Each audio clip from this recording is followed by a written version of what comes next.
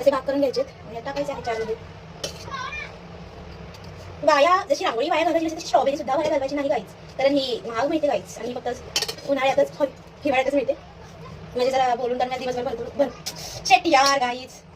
मी काम केलं त्याच्यामुळे मला आले कंटाळा, त्याच्यामुळे मला सुचत नाही मी काय बोलते. जे पण बोलते तुम्ही फालतूगिरी माझ्या ऐका, कारण तुम्हाला येणार आहे माझ्या.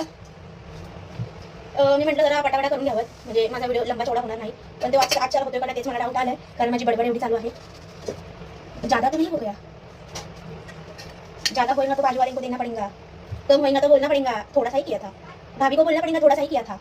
तर मेरे को ये सब करके पढ़ाई भी करना है गाइज. अरे ब्लेंड तो हो जाएगा.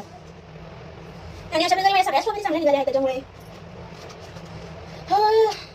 माझे पैसे वसूल झालेले आहेत.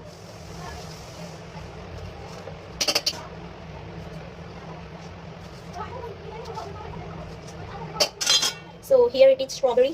अच्छा बनेगा. आता आपण ह्यात इन्ग्रेडियंट्स टाकूयात. मी तुम्हाला सांगते, आणि तुम्हाला जर नसेल आवडत तुम्ही ते स्किप सुद्धा करू शकता. जसं की थोडंसं दूध, थोडीशी साखर, साखरच्या ऐवजी तुम्ही हनी सुद्धा टाकू शकता. रिप्लेस बिकॉज जे जिम्सवाले आहेत ते शुगर खात नाहीत असं मला वाटतं. मी खाते. ओले हात लावले तर माझी मम्मी मला पण दूध, माझ्या मम्मीने दूध आणून ठेवले गाईज. हे बघा, मी काय ॲस्थेटिक करणार नाही, मी डायरेक्ट सगळं वाटणार आहे. तुम्ही तुमच्या घरी ॲस्थेटिक करा, कारण मला भांडी घासायची नाहीत. तर आपण स्टार्ट करूयात रेसिपी गाईज. तर ह्याच्यामध्ये थोडंसं मीठ टाकते मी, कारण मला थोडंसं मीठ थोडंसं जास्त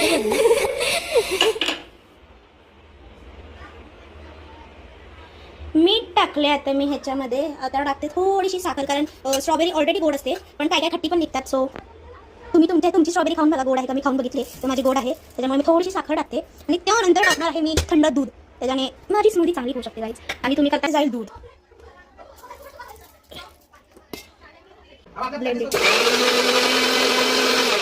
ही स्मूदी अशी काहीतरी झालेली आहे आणि इट्स परफेक्ट.